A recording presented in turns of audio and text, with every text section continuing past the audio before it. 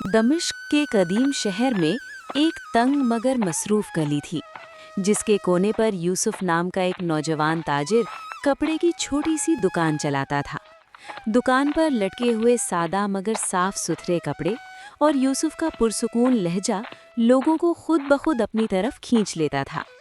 वो ज्यादा बोलका नहीं था, मगर उसकी खामोशी में भी खुलूस बोलता था।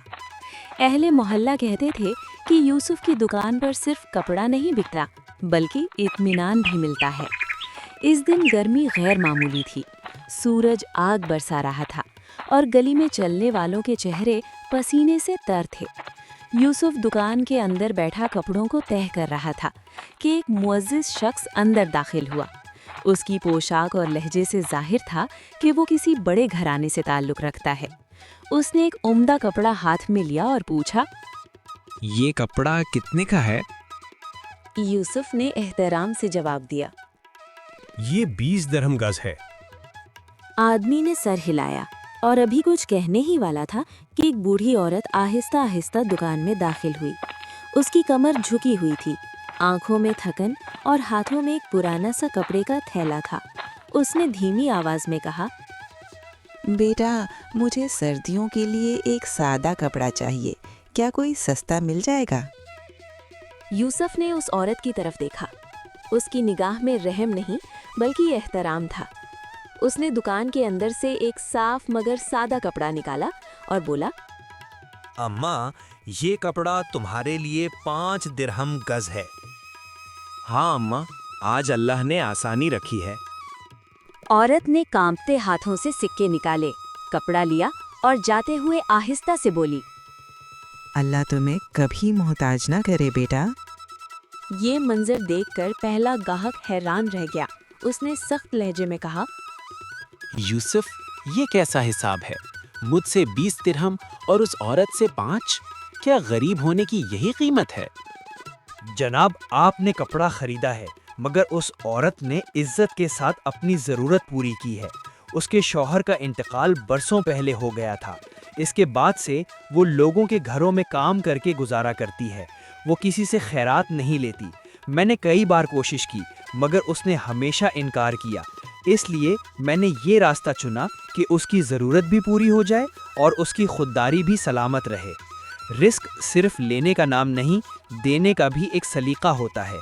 अगर मदद किसी को शर्मिंदा कर दे तो वो नेकी नहीं रहती। मैं समझ गया हूँ यूसुफ, असल अमीरी शायद यही है। असल अमीरी वो है जो दिल को मुतमईन कर दे। शाम होने लगी। आसमान पर सुनहरी रंग फैल गया। यूसुफ ने दुकान बंद की और दिल ही दिल में शुक्र अदा किया।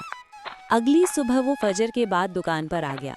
कपड़ों को झाड़ा, दुकान साफ की और एक छोटा सा रजिस्टर खोला, जिसमें वो उन लोगों के नाम लिखता था जिनकी मदद वो खामोशी से करता था। वो उसे अमानत अल्लाह कहता था। दोपहर के वक्त ही बूढ़ी औरत दोबारा आई। आज उसके साथ एक कमज़ोर सा लड़का था। उसने कहा, बेटा, ये मेरा नवासा है, इसके लिए एक कमीज चाहिए। अम्मा, ये आपके नवासे के लिए है, जो मुनासिब समझो दे देना। अल्लाह तुम्हारी नीयत का अजर दे। इसी वक्त एक बड़ा सौदागर दुकान में आया और बड़ी मिकदार में कपड़ा खरीद लिया। यूसुफ ने दिल में सोचा कि वाकई अल्लाह अपने बंदों को उनके गुमान से ज्यादा देता है। चंद दिन बाद वो बूढ़ी औरत दोबारा आई। इस बार उसके हाथ में चंद दिरहम थे। बेटा, ये मैंने जमा किए हैं, आज मैं पूरे पैसे देना चाहती हूँ। अम्मा, आपकी दुआ ही मेरे लिए सबसे बड़ी कीमत है। या अल्लाह, इस लड़के के रिस्क में बरकत दे, इसके दिल को कभी खाली ना करना। यूसुफ देर तक खड़ा उसे जाता देखता रहा। उसने महसूस किया कि नेकी शोर नहीं करती, मगर इसकी गूंज दिलों में देर तक रहती है। उसने दुकान की दीवार पर एक जुमला लिखा, जो इज्जत के साथ दे वही अल्लाह के नज़दीक कबूल होता है। जो भी दुकान में आता ये पढ़कर ठहर जाता। शाम को मगरिब की आज़ान बुलंद हुई। यूसुफ ने दुकान बंद की और कहा, अल्हम्दुलिल्लाह, आज भी मेरा असल कारोबार कामयाब रहा। दोस्तों, ये कहानी हमें सिखाती है कि मदद सिर्फ हाथ से नहीं, एहसास से की जाती है। جب ہم کسی کی ضرورت اس طرح پوری کریں کہ اس کی خودداری محفوظ رہے تو یہی اصل انسانیت اور ایمان کی علامت ہے۔ اللہ نیت کو دیکھتا ہے، حساب کو نہیں، اور جو لوگ اللہ کے بندوں کے لیے آسانی پیدا کرتے ہیں، اللہ ان کے لیے دنیا اور آخرت دونوں میں آسانیاں پیدا فرما دیتا ہے۔